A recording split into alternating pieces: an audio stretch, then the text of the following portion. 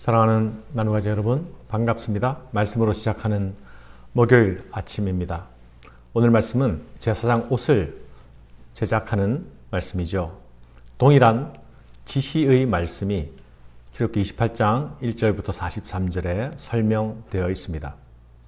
이제 하나님께서 말씀하신 대로 거룩한 옷의 제작에 들어가는 것이죠.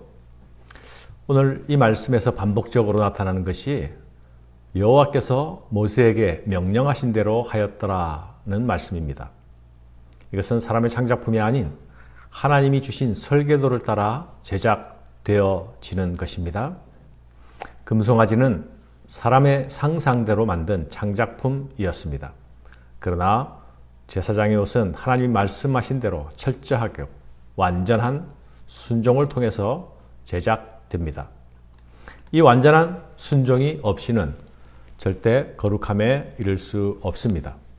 순종 없는 거룩이 있을 수 없는 것이죠. 하나님이 말씀하신 대로 순종할 때에 하나님의 뜻이 나타납니다. 내 생각과 내 감정과 내 의지가 하나님의 뜻에 사로잡힐 때에 내 안에 계셔서 말씀하시는 그 하나님의 뜻이 마침내 드러날 수 있습니다. 하나님은 순종이 제사보다 낫다고 하셨습니다. 제사를 통해 거룩으로 나아가기 이전에 먼저 순종을 통해 거룩으로 나아가야 하겠습니다. 오홀리압이 조각과 수놓는 일에 재능이 있었다라고 어제 본문 말씀에서 말씀하셨죠. 오늘 본문 1절에서 제사장이 옷을 만드는 사람들을 그들이라고 복수의 사람들로 표현합니다. 제사장의 옷은 대제사장 아론과 일반 제사장의 옷들이 함께 만들어집니다. 일반 제사장의 옷은 대제사장의 옷과는 많은 차이가 나죠. 일반 제사장의 옷은 대제사장의 옷에 비해서 비교적 단순하고 간소했습니다. 하지만 대제사장의 옷은 매우 정교하고 복잡했습니다. 아름다운 장식들과 화려한 보석들로 치장되었습니다. 이 모든 옷의 제작에 관한 일은 모두 오홀리압의 소관이었을 것입니다. 아마도 대제사장 아론의 옷은 지혜의 영에 충만했던 자 오홀리압의 손길을 거쳐서 제작되지 않았을까 생각됩니다. 우리는 이 제작 기사를 대하면서 오홀리압이 제사장의 의상을 한 땀 한 땀 만들어가면서 느꼈을 감동과 감격을 상상해 볼 수 있으면 좋겠습니다.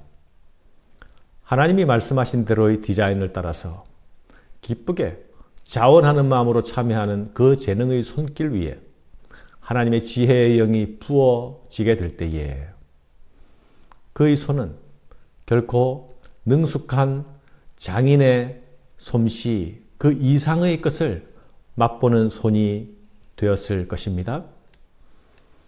하나님이 디자인하신 그 옷 속에 두신 의미들이 상상되고 묵상되는 가운데서 그 어떤 누구보다 앞선 감격과 감사가 그의 마음속에 넘쳐났을 것입니다. 제사장의 복장을 만드는 재료들은 성막의 휘장과 막을 만드는 재료들과 동일한 재료들이 사용되었습니다.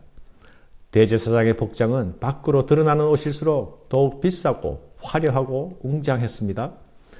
금실과 금 재료들이 사용되었으며 부착되는 보석들도 아주 비싼 보석들이었습니다. 하나님의 집인 성소를 만드는 재료들과 별반 차이가 없습니다. 이것은 하나님께 나오는 죄인들을 하나님께서 얼마나 귀하게 여기시는지를 반영해 주는 것입니다. 이스라엘은 이미 금송아지 반역 사건을 경험하지 않았습니까? 그 일로 인해서 이스라엘은 민족 멸절에 해당하는 중범죄를 저지른 죄인들이 되었습니다. 대제사장 아론은 그 죄인들 중에 대표적 죄인입니다. 그럼에도 하나님께서는 이런 죄인을 거룩하게 하시고 가장 귀한 것들로 입히십니다. 죄를 사하시고 죄인을 거룩하게 하시는 하나님의 은혜를 생각지 않고는 결코 이 옷들을 무심한 마음으로 만들 수 없었을 것입니다. 특별히 제사장의 어깨바지에 견장처럼 달린 장식품은 호마노라는 보석에 금태를 물려서 이스라엘의 아들들의 이름을 새겼습니다. 제사장 가슴에 부착하는 흉패에도 12보석에 각각 12지파의 이름들, 이스라엘의 아들들의 이름들이 새겨집니다. 이스라엘은 언약적 배반자요, 하나님께 신실을 했던 적이 없습니다. 그럼에도 불구하고 하나님은 그들의 이름을 보석처럼 존귀하게 여기십니다. 나에게 나올 때마다 언제나 그들의 이름을 함께 들고 나오라 하십니다.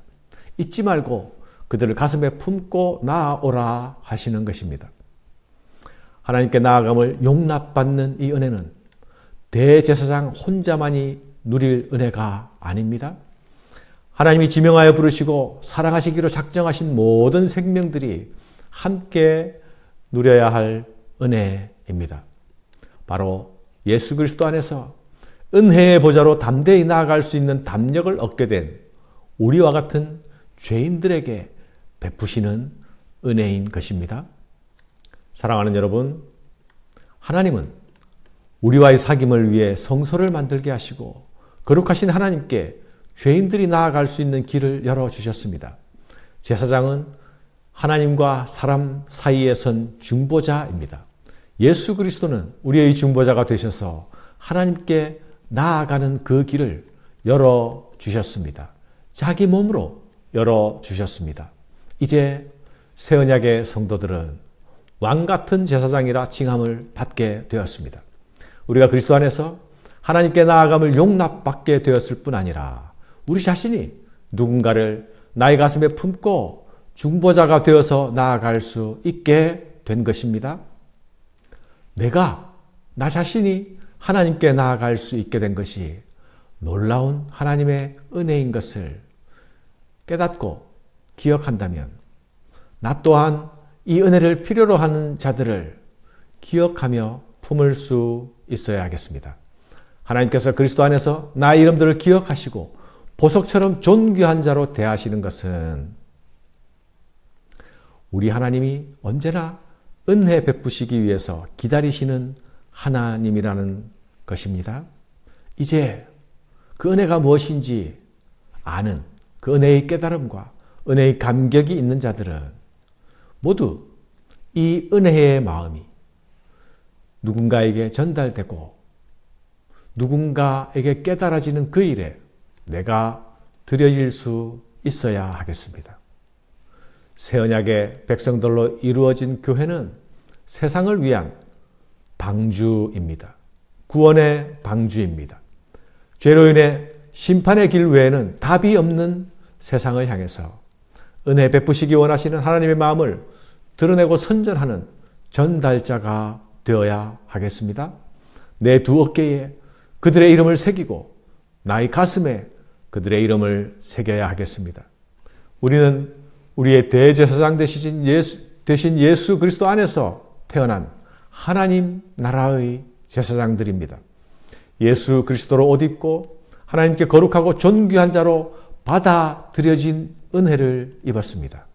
이제 나의 존재가, 나의 호흡이 나 아닌 누군가를 위한 존재가 되고 나 아닌 누군가의 짐을 대신 지고 대신 울어주는 중보의 존재, 중보의 호흡이 되어야 하겠습니다. 구약의 제사장들은 하나님 앞에서 두렵고 떨림으로 이 제사장의 사역을 감당했습니다. 우리는 이제 두려움과 떨림 대신 기쁨과 감사와 자원하는 즐거움으로 이 중보의 사역에 동참하면 좋겠습니다. 이 길이 예수 그리스도께서 홀로 뚜벅뚜벅 걸어가신 영광의 길입니다. 이 길은 또한 우리가 따라 걸어가야 할 길입니다. 감사합니다.